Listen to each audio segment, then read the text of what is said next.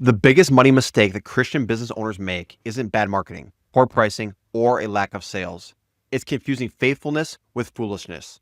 Now stay with me because I see this all the time. Christian entrepreneurs working 60-hour weeks, undercharging, over-delivering, and burning out, all while thinking that's what God wants from them. But here's the truth.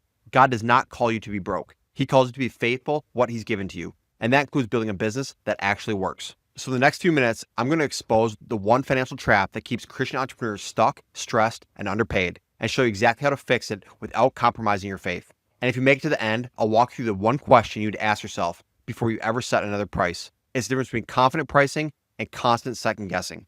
My name's Kyle White. I've owned over 100 properties. I built and scaled a successful real estate business, and I led over 1,000 coaching sessions with entrepreneurs just like you to help them grow with clarity and peace in their business and in their life.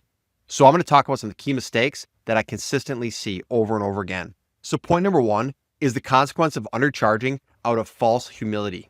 Christian business owners are terrified to charge what they're worth because they think it's greedy or unloving.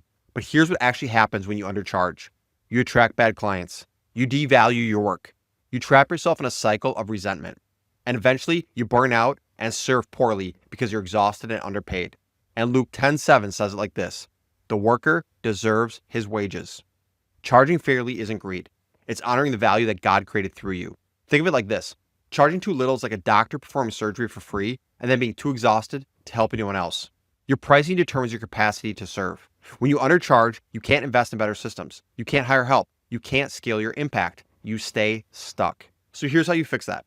You audit your current pricing versus the value that you deliver. Write it all down.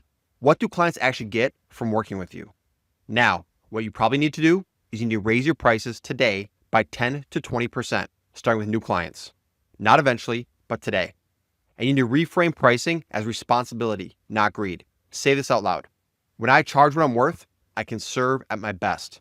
Your pricing isn't a reflection of your greed. It's a reflection of your sustainability. Now, really quick, if you're ready to stop undercharging and start building a business and a life that actually honors God, I've got a free resource for you. It's called the 12 Laws of Faith-Driven Success.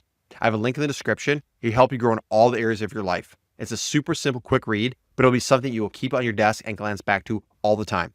Now let's jump back into it. Mistake number two that I see all the time is equating sacrifice with struggle. Here's what happens. Christian entrepreneurs think suffering financially is somehow more spiritual. They wear a burnout like a badge of honor. They undercharge and they call it humility. They overdeliver and they call it faithfulness. And they end up broke, exhausted, and resentful. Here's the cost. You can't serve from empty. When you're financially stressed, relationally strained, and physically burnt out, you're not honoring God.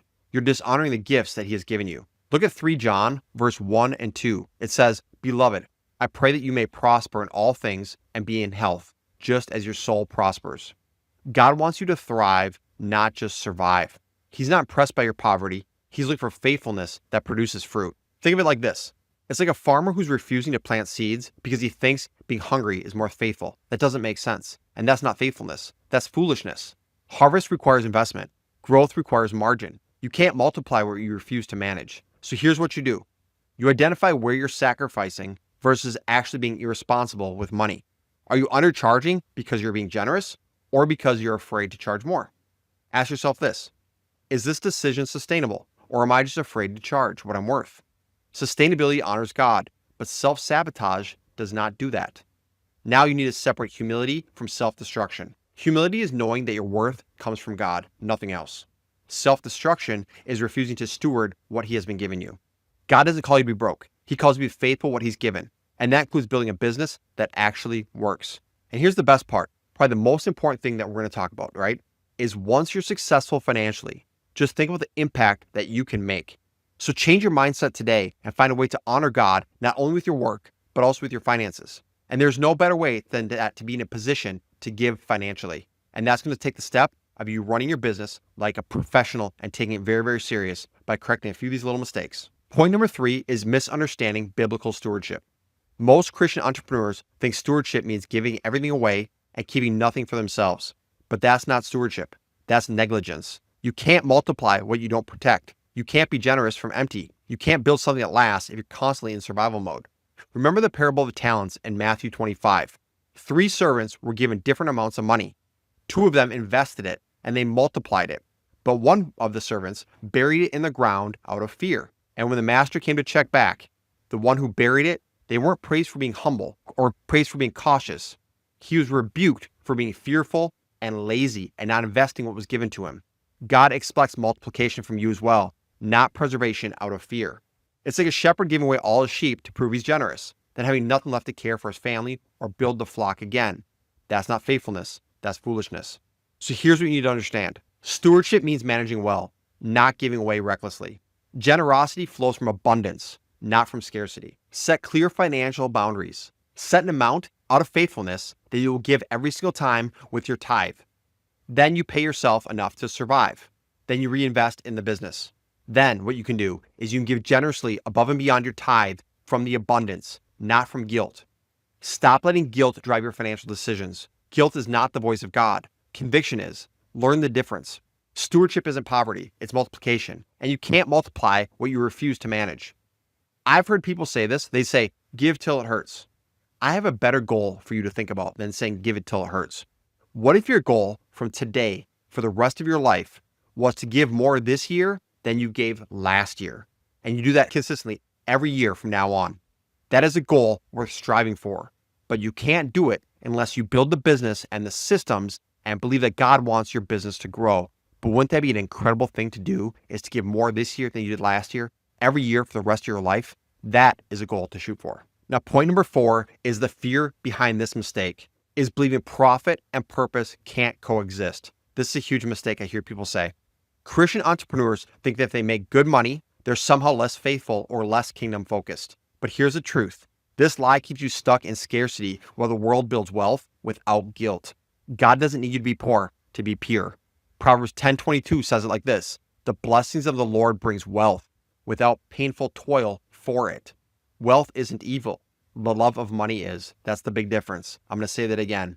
The wealth is not evil. The love of money is. Understand the difference. It's like thinking a tree can only bear fruit if it's barely surviving. And of course, that's not the case. A healthy tree produces abundantly, and that's who you are. And a healthy business is going to do the same. So here's what you need to do. Separate profit from greed. Profit is fuel. Greed is selfishness. They're not the same thing. Understand that. Ask yourself this: what could I do for the kingdom if I had large financial margin in my business? Think about the people that you could employ, the causes you could support, the impact you could make locally and around the world. Now give yourself permission to build wealth so you can be generous, not just survive. Generosity flows from abundance, not scarcity. Profit is not the enemy of purpose. Profit funds your purpose.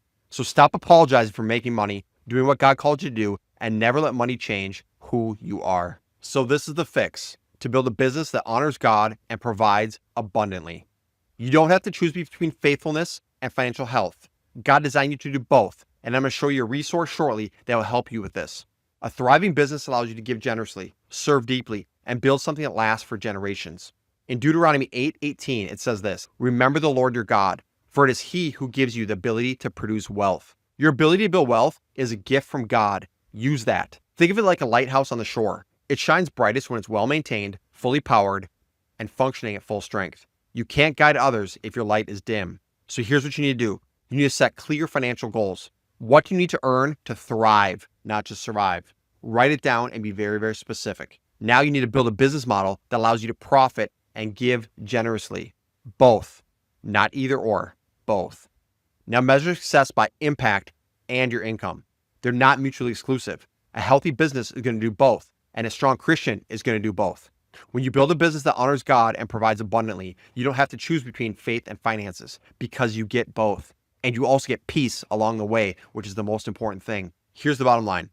The number one money mistake Christian business owners make is thinking that God wants them poor, and He doesn't. He wants you to be faithful. He wants to be fruitful, and He wants to be fully resourced to do what He has called you to do on a large scale. Stop confusing sacrifice with struggle. Start building a business that actually works, and don't let that be your excuse for settling for a business less than you are capable of. And here's the one question I promised you, the question you to ask yourself before you ever set another price again. If I charge what this is truly worth, and someone paid it with gratitude, would I feel proud to deliver it, or would I feel like I'm ripping them off? If the answer is, I'd be proud to deliver it, then that shows you the floor that you should be charging. That's the minimum you should charge. If the answer is, I'd feel like I'm ripping them off, then you've got work to do, either on the quality of your service and what you're offering, or on your confidence on delivering that to your clientele. But most of the time, you're probably undercharging, and you know it. So raise your prices, serve with excellence, and build a business that honors God and actually pays you what you're worth. Now, if this message hit home with you and you're ready to stop undercharging and start building with clarity, your next step is very, very simple. You need to watch the next video on your screen. It's the 3 hidden growth levers that solve every small business pain point. Check that thing out and let's keep building.